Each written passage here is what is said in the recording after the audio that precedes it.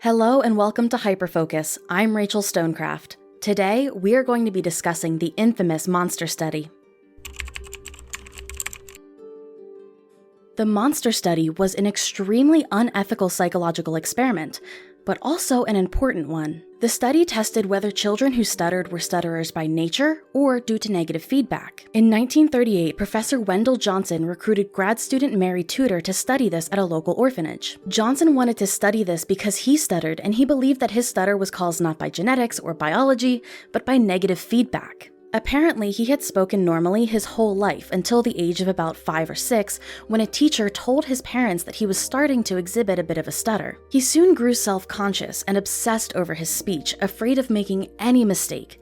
Looking back, he concluded that it was a self-fulfilling prophecy. Had he not been so worried about not developing a stutter and so obsessed over his speech, he never would have become a stutterer, at least in his mind. He thought that by proving this, he could prevent it from happening to other kids in the future. 22 children were selected to participate, 10 of whom stuttered and 12 did not. For a few months, Mary visited them to evaluate their speech, but really she was following a predetermined script. The 10 stutterers were split into 2 groups. One group of stuttering children was told, quote, "You do not stutter, your speech is fine." The other group was told, quote, "Your speech is as bad as people say." The fluent speakers were also split into 2 groups. One was given compliments about their good speaking skills. The other was told that they were developing a stutter, they weren't, and that they must correct it immediately. Even worse, they were told, quote, "You must try to stop yourself immediately. Use your willpower. Do anything to keep from stuttering.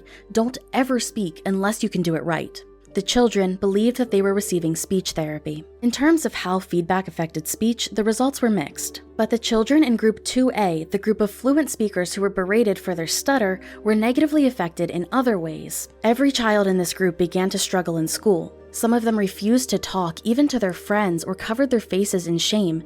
They grew anxious and their self-confidence plummeted. In 2007, more than 60 years later, a handful of the children from the experiment were compensated nearly $1 million by the state of Iowa because the negative psychological impacts were lifelong. But it's also an important study, not because it was good peer-reviewed science, but because it wasn't. In seeing the effects of the monster study, we learned that harsh words have immense power.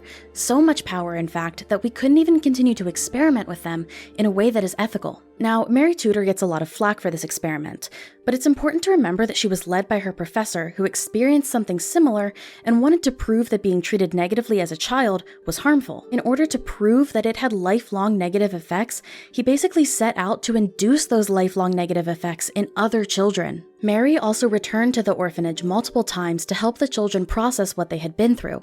She explained to the affected group that they really didn't stutter. She did this on her own time outside of the research. She also expressed that she was regretful of the harm that the experiment caused. And yet, she is the one who received the brunt of the negative reactions, being called a monster and even a Nazi. And I'm not saying that she's blameless in all of this, but I am saying it's interesting that we don't see the same reaction for Johnson. Usually when we look at unethical experiments, we think that we know better than to treat people like that. But in the monster study, we're all guilty.